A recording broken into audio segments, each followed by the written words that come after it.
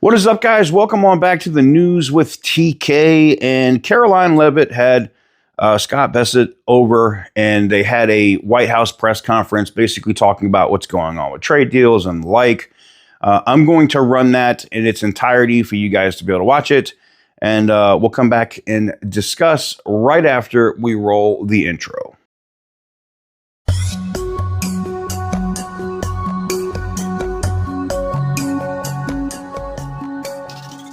Morning, everybody.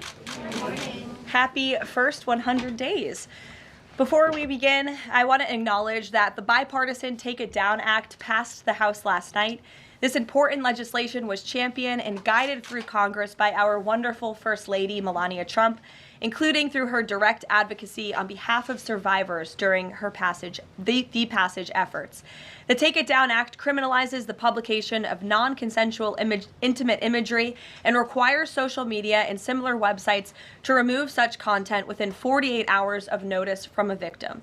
The First Lady thanks all those who voted in favor of this important legislation, and the President looks forward to signing it when it arrives on his desk. Today officially marks 100 days of promises made and promises kept by President Trump. This has truly been the most historic start to a presidency in American history. After building the greatest economy in the world in his first term as president, President Trump is in the process of doing that all over again.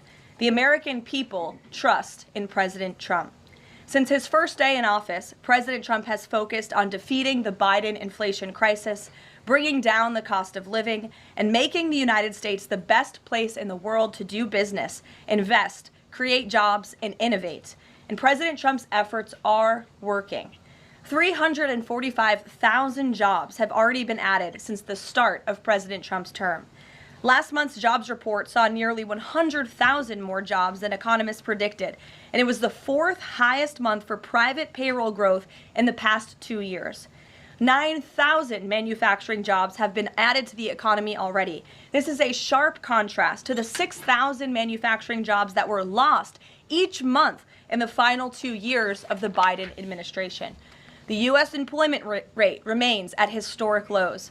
And thanks to President Trump, Americans are seeing price relief for the first time in years. The last inflation report showed the first consumer price decline since the COVID pandemic, a decrease in energy prices, and real average hourly wage growth.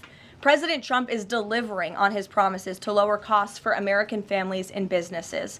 Prices across the board for everyday goods have seen declines since this president was inaugurated. From airfare to used motor vehicles to prescription drugs, prices are dropping.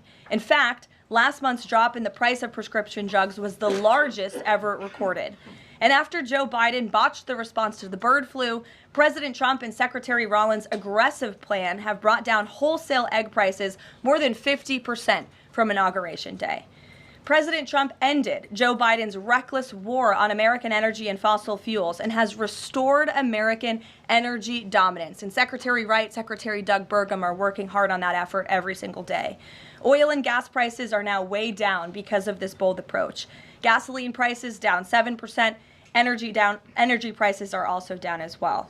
The Department of Interior just announced a new offshore drilling policy that will boost oil production in the Gulf of America by 100,000 barrels per day. On the deregulation front, President Trump is committed to cutting senseless red tape, especially for America's small business owners who are the backbone of our economy.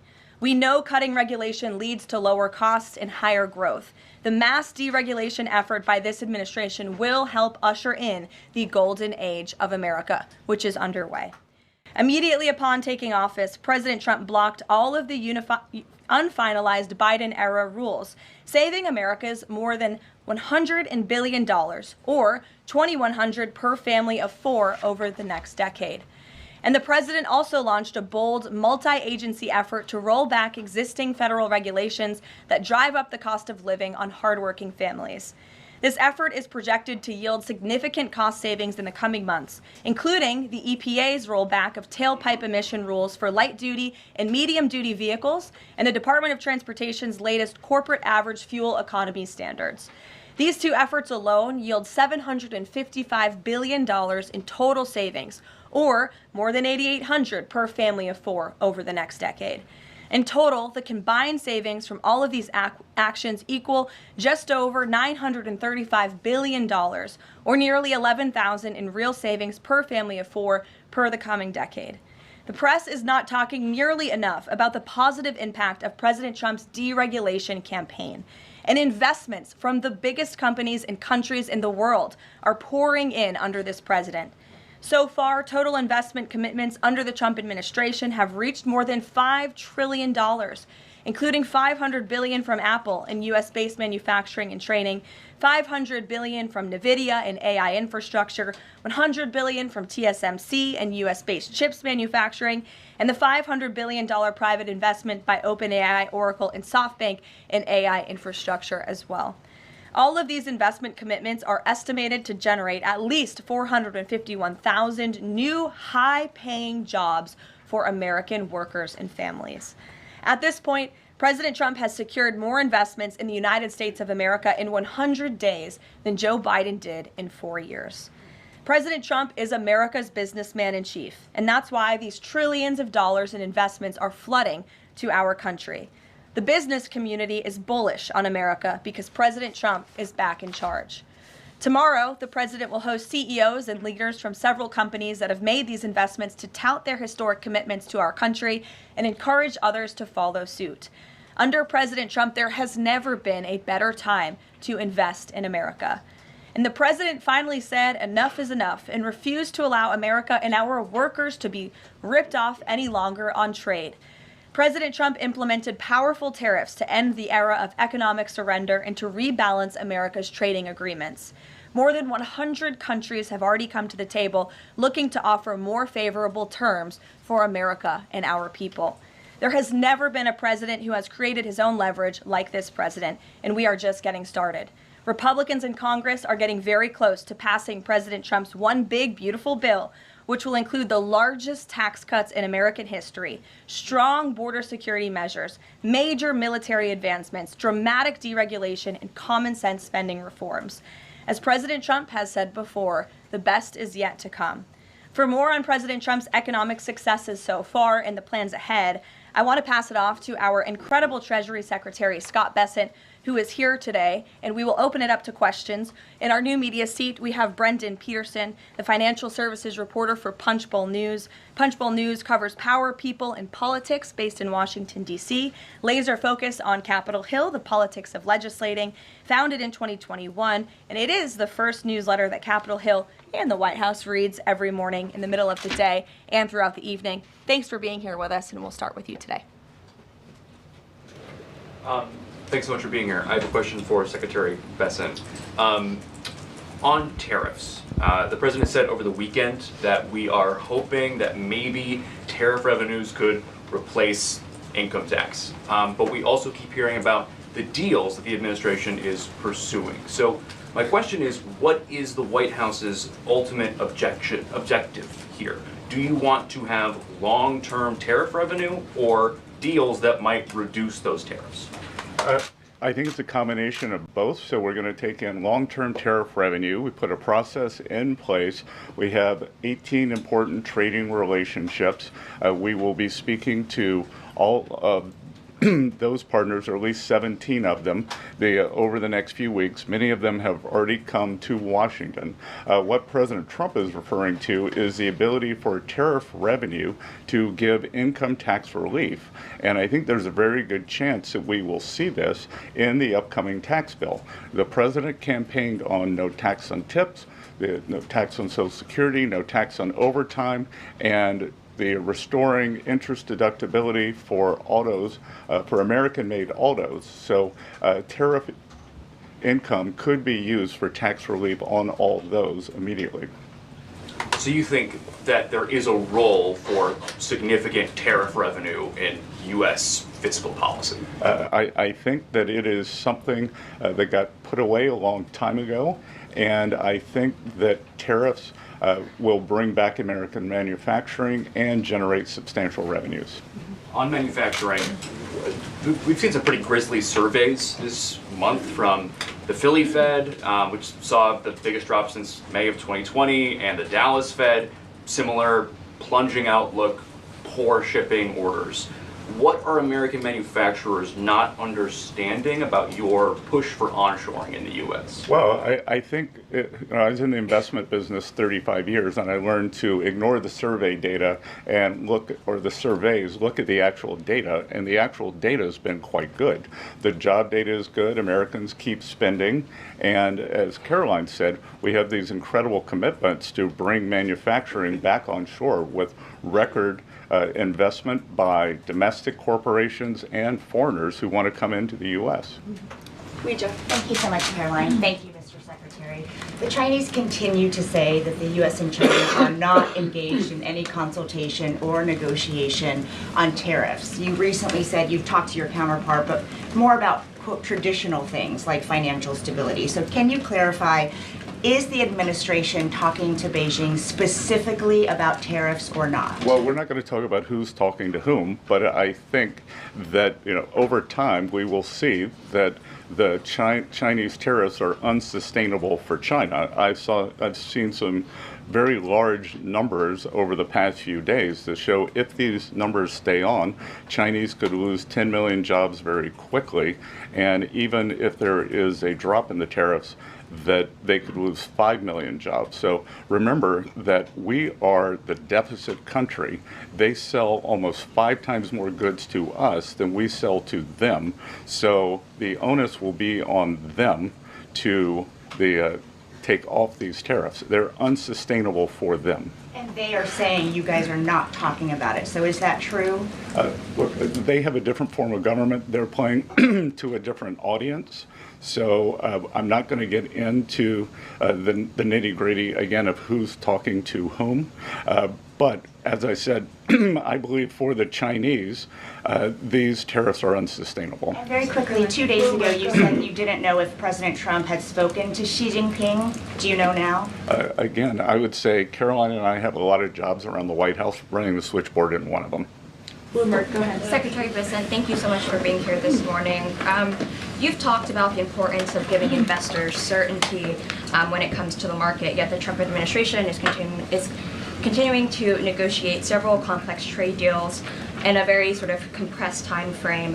When do you expect you'll be able to give the market some certainty around those deals? Do you have a deadline? Is it the 90-day pause? What are we looking at here? Good question. And I think one thing that has been a little disconcerting for the markets is, President Trump creates what I would call strategic uncertainty in the negotiations. So he is more concerned about getting the best possible trade deals for the American people. We had 4 years of bad deals for decades of unfair trading, and we are going to unwind those and make them fair. What we are doing is we've created a process. I think the aperture of uncertainty will be narrowing, and as we start moving forward announcing deals, then there will be certainty.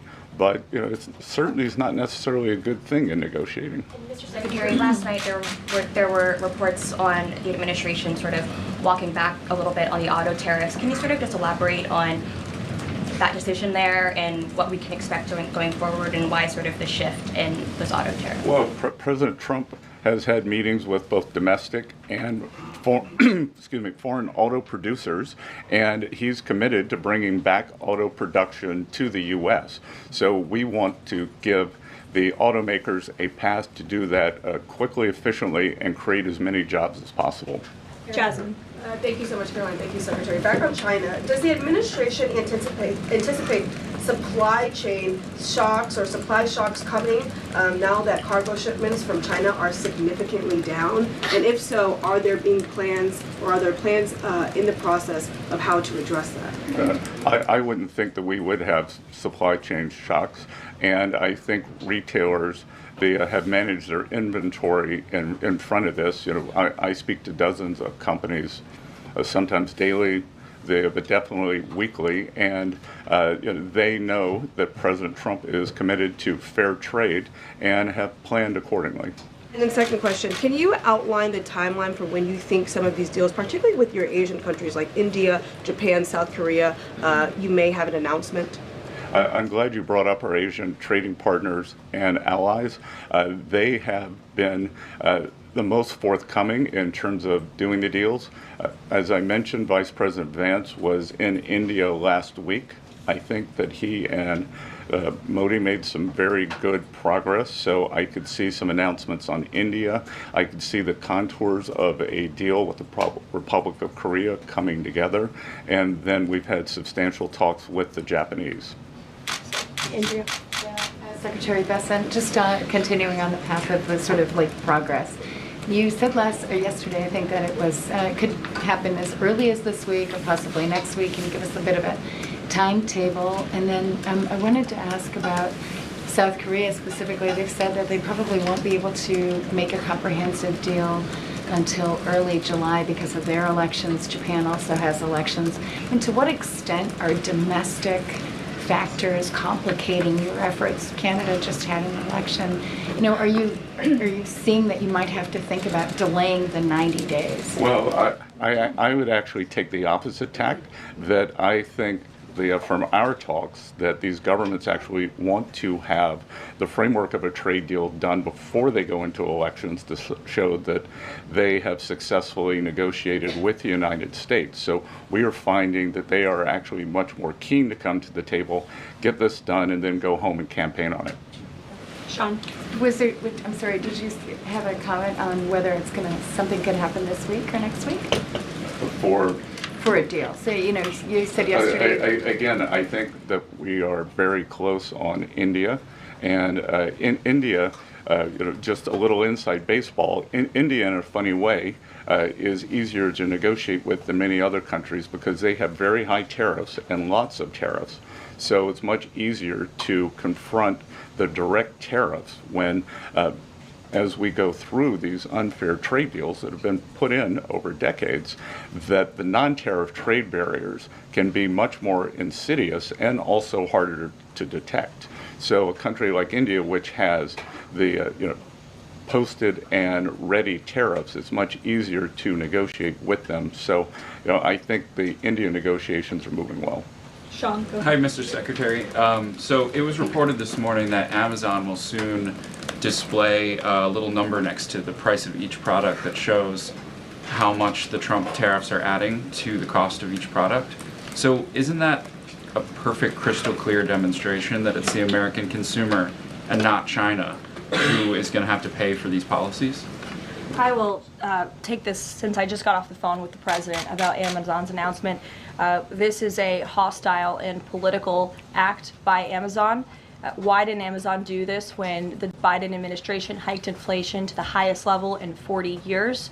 And I would also add that it's not a surprise because, as Reuters recently wrote, Amazon has partnered with a Chinese propaganda arm. So this is another reason why Americans should buy American. It's another reason why we are onshoring critical supply chains here at home to shore up our own critical supply chain and boost our own manufacturing here. Is Jeff Bezos still a Trump supporter? Look, I will not speak to the president's relationships with Jeff Bezos, but I will tell you that this is certainly a hostile and political action by Amazon. And Secretary, if you have anything to add. Yeah, I would also add that the bringing down the terrible Biden inflation has been a priority for the first 100 days of the Trump administration, and President Trump has done a great job of leading that since January 20th. Interest rates, mortgage rates are down, gasoline and energy prices are down. We're expecting the further decreases. And as Caroline said, the big tax on consumers that goes unnoticed is deregulation or regulation, and we are deregulating and bringing that down. So, from a household income point of view, we would expect real purchasing increases. We've seen them over the first 100 days, and we would expect that to accelerate.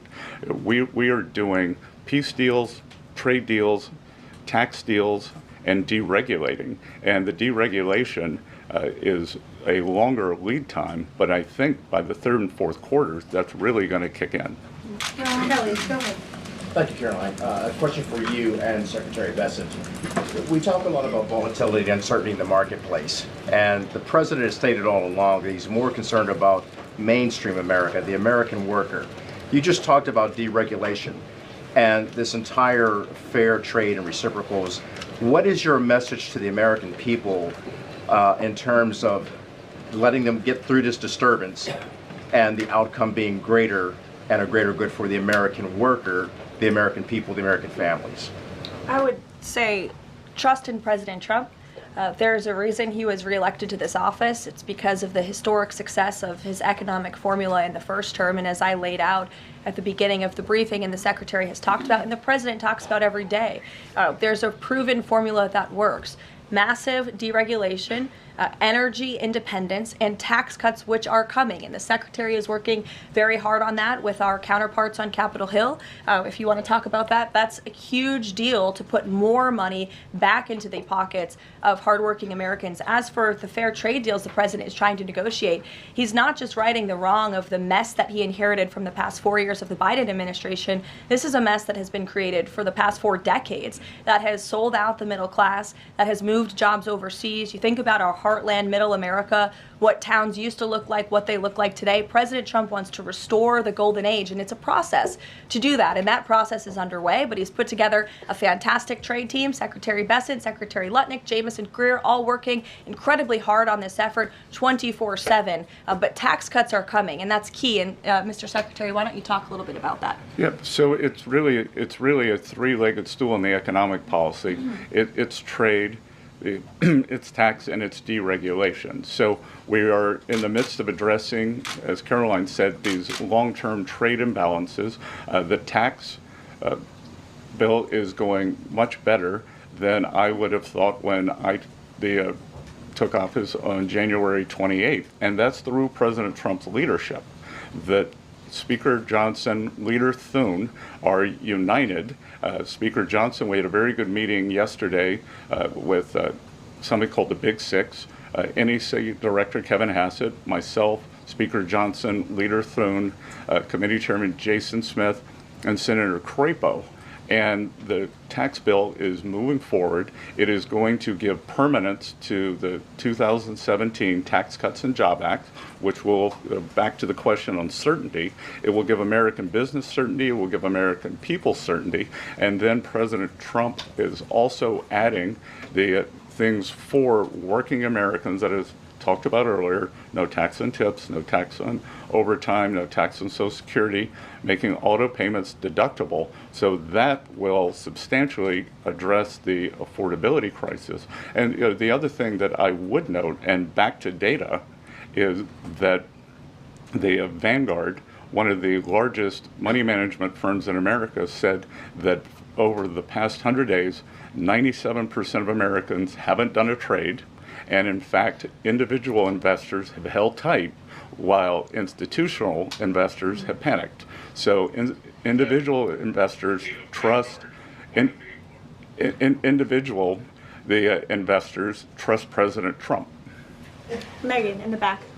Thank you both. Can you detail for us exactly what we should expect as far as relief on the auto tariffs front? And then further, Mr. Secretary, should we expect other industries to also get relief the way we've now seen for auto and tech as well? I'm not going to go into the details of the auto tariff relief, but I can tell you that it will go substantially toward reshoring American auto manufacturing. And again, the goal here is to bring back the high quality industrial jobs to the U.S. President Trump is interested in the jobs of the future, not the jobs of the past. We don't need to necessarily have a booming textile industry like where I grew up again, but we do want to have precision manufacturing and bring that back. And another important, very important function of this that does not get talked about enough is national security. President Trump, his overriding the concern and belief is that economic security is national security is economic security. And we saw during COVID that our supply chains got cut off. And we need to bring back a lot of those supply chains, whether it's in semiconductors, medicines, the steel, and we have to onshore those. So it's a combination of making trade free and fair and remedying this gaping national security hole that he was left with. And if I could on China. I would just add, Megan, the president will sign the executive order on auto tariffs later today, and we will release it as we always do. Go ahead. Secretary, any updates on the negotiation with the European Union, and is it hard to negotiate with the European Union? Pardon? Do you have any updates on the negotiation with the European Union? I'm more involved in the Asian negotiations. My observation would be, goes all the way back to Henry Kissinger's statement, when I call Europe, who do I call? So we're negotiating with a lot of different interests. Some of the European countries have put on an unfair digital service tax on our big internet provider. France and Italy, other countries, Germany and Poland, don't have that. So we want to see that unfair tax of one of America's great industries removed. So it's going to be a give and take. So they have some internal matters to decide before they can engage in an external negotiation. Edward. Yeah, thanks, Caroline. Mr. Secretary, so contacts I have in the business community say that they're basically frozen for long-term investment because of the uncertainty around tariffs. How long do you think President Trump has to make a deal before there's damage to the economy? Look, I think that what we're seeing is that business leaders, they've gone into a pause, and I think we're going to give them great certainty on this tax bill. And I think over the next couple of weeks, as I said, we have 18 important trading relationships. We'll put China to the side. 17 they are in motion. And then, as I said yesterday, I think there's a very good chance we're going to get this tax bill done. And the tax bill is going to be very powerful for domestic U.S. investment. So what we are going to do, one of the most powerful parts of President Trump's 2017 tax bill was full expensing of equipment. We are going to make that, as President Trump said in his speech to Congress, that will be retroactive to January 20th. The other thing that we are looking to add is full expensing for factories. So bring your factory back. You can fully expense the equipment and the building. We will couple that with deregulation, cheap energy, and regulatory certainty, and that will continue to make the U.S. the greatest destination for domestic and foreign investment. And the president, well, if I can follow, just the president said that world leaders would like to meet with him in Rome, in Vatican City, about trade. Other than President Zelensky, who did the president meet with, and about trade, and when could we get some of those deals? The president met with President Zelensky, as you know, which we talked about, and the president continues to be engaged with his fellow fellow leaders around the world in the European Union. You've seen many of them visit the White House. I want to harp on, in closing, the point the Secretary just made. On the campaign trail, the president promised the American public that he was going to make America the best country in the world to do business again. The lowest taxes, lowest regulation, lowest energy costs of anywhere in the world. And if you do business in the United States, you won't pay a tariff, you won't pay a price. That's not just good for companies around the world, but it's good for the American worker. That's what this team is focused so hard on every day. We have work to do. The golden age of America is underway. But as I pointed out in the beginning, there's a lot of reason for the American consumer, the American CEO, the American small business owner to be confident and optimistic about this president and where we're headed. So you will hear more from the president himself later this evening. He is traveling to Michigan, as you all know. He'll make a stop at the Air Force Base with Governor Whitmer, and then we will head to a rally tonight where you'll hear more from him directly. So we'll see you in Michigan. Thank you, guys. Thank you. So there is the news. What do you think about what was said in this White House briefing today?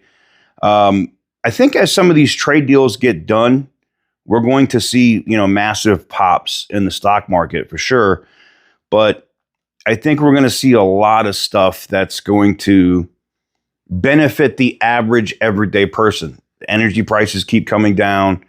Interest rates are coming down. Inflation is coming down. Jobs are going up. When this kind of stuff happens, it's when the economy gets into, hyperdrive. It's gonna go nuts, and it's exciting. It is.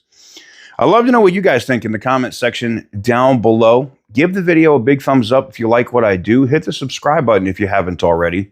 And as always, stay petty, my friends.